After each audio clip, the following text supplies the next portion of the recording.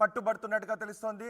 Party పెద్దలతో ఢిల్లీలో పురంధేశ్వరి చర్చలు జరుపుతున్నారు. పురంధేశ్వరి, సుజనా చౌదరి, ఆదినారాయణ, సోము వీర్రాజు, కామినేని, రఘురామకృష్ణరాజు, విష్ణుకుమార్ రాజు, విష్ణువర్ధన్ రెడ్డి చర్చలు జరుపుతున్నట్టుగా తెలుస్తోంది.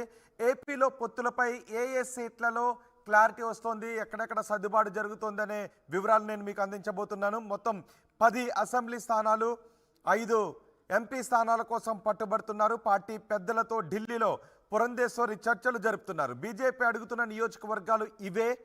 అసెంబ్లీ సీట్లను చూస్తే విశాఖ నార్త్ విష్ణుకుమార్ రాజు కోసం పొద్దుటూరు మాజీ మంత్రి ఆదినారాయణ రెడ్డి, ఆళ్లగడ్డ భూమా కిషోర్ రెడ్డి, ధర్మవరం వరదాపురం సూరి, రాజమండ్రి నుంచి సోము వీర్రాజు, పి గన్నవరం అయాజీ వేమ, కదిరి విష్ణువర్ధన్ రెడ్డి, కైకలూరు కామినేని శ్రీనివాస్, నెల్లూరు జిల్లాలో, ఒంగోలు జిల్లాల్లో ఒక్కో సీట్ను అడుగుతున్నారు. అలాగే పార్లమెంట్ సీట్లకు వచ్చినట్లయితే తిరుపతి నుంచి రత్నప్రభ, విశాఖ నుంచి సుజనా చౌదరి, నర్సాపురం నుంచి రఘురామకృష్ణరాజు, రాజంపేట లేదా హిందూపురం నుంచి సత్యకుమార్, రాజమండ్రి నుంచి పురంధేశ్వరి వీళ్ళు పోటీ చేసే అవకాశాలు ఉన్నట్టుగా తెలుస్తుంది. మొత్తం 10 అసెంబ్లీ స్థానాలు, 5 ఎంపీ సీట్ల కోసం బీజేపీ పట్టుబడుతోంది. ఢిల్లీలో పురంధేశ్వరి చర్చలు జరుపుతున్నట్టుగా తెలుస్తోంది. మా ప్రతినిధి కృష్ణమోహన్ మనకి అందుబాటులో ఉన్నారు. కృష్ణమోహన్, 10 అసెంబ్లీ స్థానాలు, 5 పార్లమెంట్ స్థానాల కోసం బీజేపీ పట్టుబడుతున్నట్టుగా తెలుస్తోంది. ఏం జరుగుతుంది ఢిల్లీలో ఈ సమావేశంలో?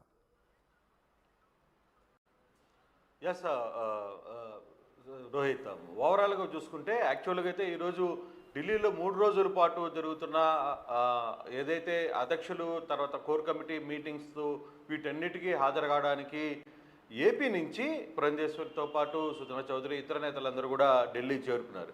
అయితే ఈ మీటింగ్లో ఈ 3 రోజులు జరిగే మీటింగ్లో కేవలం పార్టీకి సంబంధించిన వ్యవహారాలే కాకుండా ఆంధ్రప్రదేశ్కి సంబంధించిన పొత్తులో ఎటువంటి చర్చలు జరగబోతున్నాయనే అంశం మీద కూడా ప్రస్తావనకు వచ్చే అవకాశం ఉంది. అది దానికి ప్రత్యేకంగా ఢిల్లీలోని బీజేపీ పెద్దలతో ఆంధ్రప్రదేశ్ నేతలు కలుస్తారు ఈ సాయంత్రం కానీ రేపు కానీ. అయితే ఈ లోపల కొన్ని క్లారిటీకి తీసుకోవాలి. అంటే ఇప్పటికే అమిత్ షాతో చంద్రబాబు భేటీ తర్వాత అమిత్ షా ఒక్కొక్క నియోజకవర్గం అంటే ఒక్కొక్క పార్లమెంట్లో తమకు ఒక సీటు ఖచ్చితంగా ఇవ్వాలి అని కోరినట్టుగా ఒక చర్చ అయితే జరిగింది. కానీ ఒక అంచనాకైతే ఇప్పుడు టీడీపీ, బీజేపీ, ఏపీలో ఉన్న నేతలు ఒక అంచనాకి వచ్చినట్టుగా కొంత సమాచారం అయితే వస్తుంది.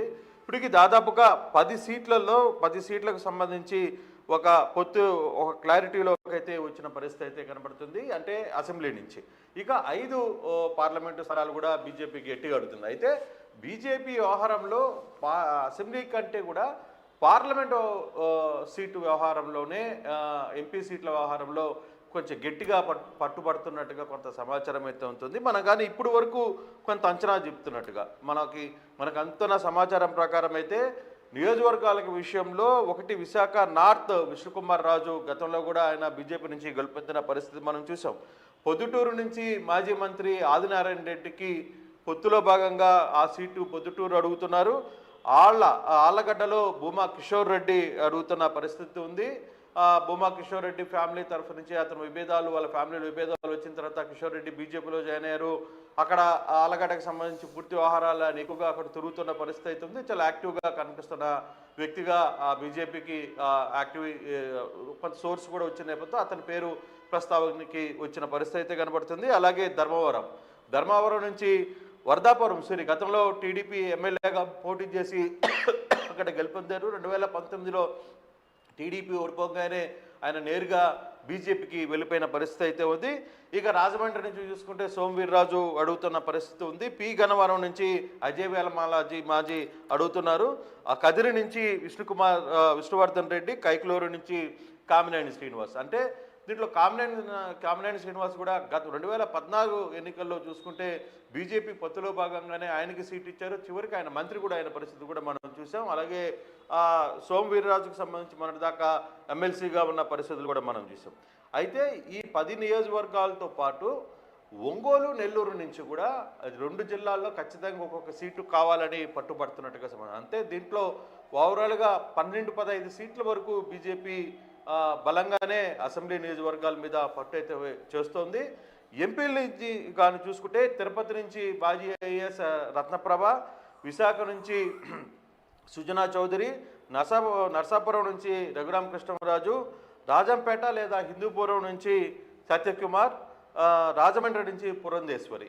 సో ఈ ఎంపీ సీట్లు మాకు కావాలని కూడా ఒక ప్రస్తావనకి తీసుకొని వస్తున్నారు. బహుశా ఢిల్లీ పెద్దలు కానీ దీనికి కానీ ఓకే కానీ అనుకుంటే పొత్తుకి ఖరారు అయిపోయినట్టే. అంటే ఇప్పటికే జనసేన టీడీపీ ఒక పొత్తులో ఉంది.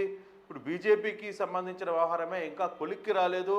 అయితే బీజేపీ చాలా క్లియర్గా ఒక మాట చెప్తోంది, మాకు ప్రతి పార్లమెంటులో ఒక సీటు కావాలి అనేది. అప్పుడే ఆ లెక్కన చూసుకుంటే 25 సీట్లు డిమాండ్ చేస్తున్న పరిస్థితి. సో 25 పార్లమెంట్లో 25 అసెంబ్లీ నియోజకవర్గాలు కోరుతున్నప్పుడు పొత్తులో భాగంగా జనసేనకు కూడా అదే యాక్షన్ కలిపితే దాదాపుగా టీడీపీ 50 సీట్లను కోల్పోయే పరిస్థితి ఉంటుంది. సో అది వర్కౌట్ కాదు. కాబట్టి తెలుగుదేశంలో కూడా 35 స్థానాల వరకు ఉమ్మడికి, అంటే జనసేన బీజేపీ పొత్తుకి 35 స్థానాలు అసెంబ్లీలు ఇవ్వడానికి సిద్ధమైనట్టుగా 6 నుంచి 8 స్థానాలు ఎంపీ స్థానాలు కూడా జనసేన బీజేపీకి వదిలేటట్టుగా చంద్రబాబు సూచనపాయంగా అనుకుంటున్నారు. అదే విషయాన్ని కొంత